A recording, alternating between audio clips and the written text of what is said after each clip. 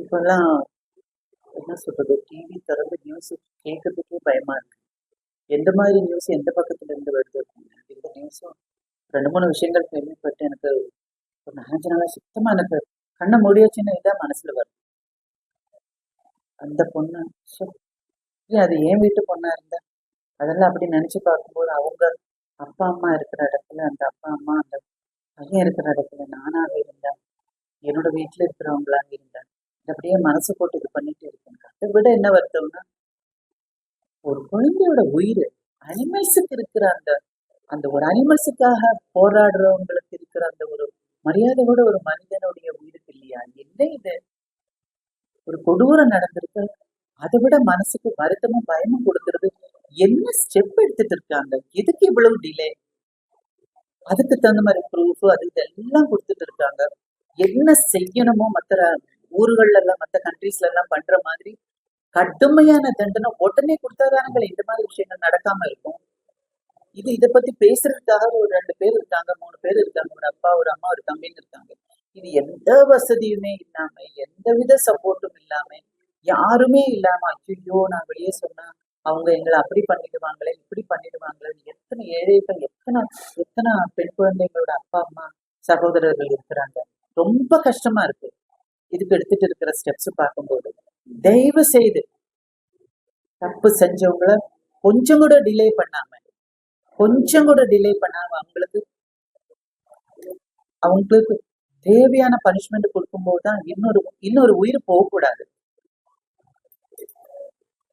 என்னமோ இப்போ பனிஷ்மெண்ட் அவங்களுக்கு ஏதாவது பண்ணா கூட அதுக்கு சப்போர்ட் பண்றதுக்கு இருக்கிற ஆளுங்களை பார்க்கும்போதுதான் அரசியல் இருக்கேன் அதுல இருக்கேன் இதுல இருக்கேன்னு சொல்லி எடுக்காம ஒரு மனிதாபிமான அடிப்படையில் எடுங்க. ஒரு உயிருங்க போனது, ஒரு உயிர் ரோட்ல போயிட்டு இருக்கும்போது நாய் பார்த்தாச்சுன்னா இப்படி கல்லு தூக்கி போடக்கூடாது காலால மிதிக்க கூடாதுன்னு சொல்றாங்க. அதுக்கு கேர் பண்றதுக்கு ஆள் இருக்கு. ஆனா ஒரு ஒரு சொறி நாயோ வெறி நாயோ கடிச்சு கொதறி ஒரு குழந்தையோ ஒரு ஒரு மனிதனும் செத்து போச்சுன்னா அதுக்கு பிரச்சனை இல்லை. ஆனா ஒரு ஒரு ஒரு அனிமலுக்கு இருக்கிற அனிமலும் உயிருள்ள ஒரு ஜீவன் தான். பட் இருந்தாலும் அதுக்கு கொடுக்குற ஒரு இது கூட ஒரு ஜீவனுக்கு இல்லையா? என்ன இது? ஏன் ஒவ்வொரு வாட்டி உங்க வீட்டுல ஒரு பொண்ணு இருந்தா, உங்க வீட்டுல ஒரு பையன் இருந்தா, உங்க வீட்டுல ஒரு தம்பி இருந்தா இப்படி கேட்டுக்கிட்டே இருக்கணுமா எல்லாரும்? நம்ம கையில அந்த பவர் இருக்கு, நம்ம கையில பனிஷ்மெண்ட் கொடுக்கறதுக்கு அந்த பவர் இருக்கு. எடுங்களேன், அந்த பவரை எடுத்து பனிஷ்மெண்ட் கொடுங்களேன். பனிஷ்மெண்ட் கொடுத்தா போன உயிரை திரும்ப வந்துருமா இந்த மாதிரி எல்லாம் கேட்க கூடாது. ஆனா பனிஷ்மெண்ட் கொடுத்தாதானே அந்த அப்பா அம்மாவுக்கும் உடன்பிறப்புக்கும் ஐயோ எங்க வீட்டுல நடந்தது இன்னொரு இடத்துல நடக்காம பாத்துக்கிறதுக்கு ஒரு வழி பிறந்திருக்குன்னா அவங்க இத்தனோண்டு ரிலீவ் ஆவாங்க. ரிலீவ் கூட கிடையாது, இன்னொரு ஜீவனுக்காக அவங்க ஒரு எதிர்பார்ப்பு வைப்பாங்க.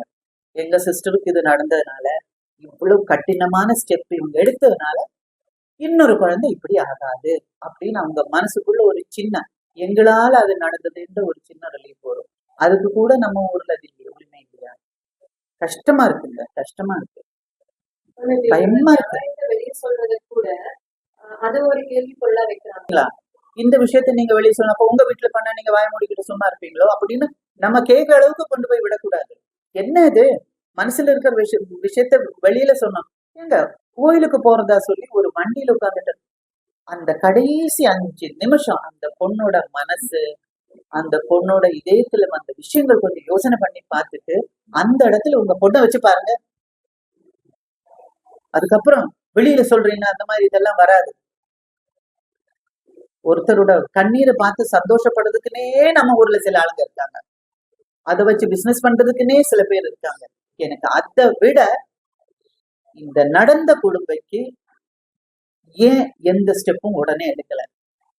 அப்படியெல்லாம் ஒரு பவர் கிடைக்கிறாங்க. திருடியாச்சுன்னா 4 இடத்துல இப்படி கயிறு கட்டிட்டு பிடிச்சி இழுத்து கொலை பண்ணிடுறாங்க, கழுத்தை வெட்டுறாங்க.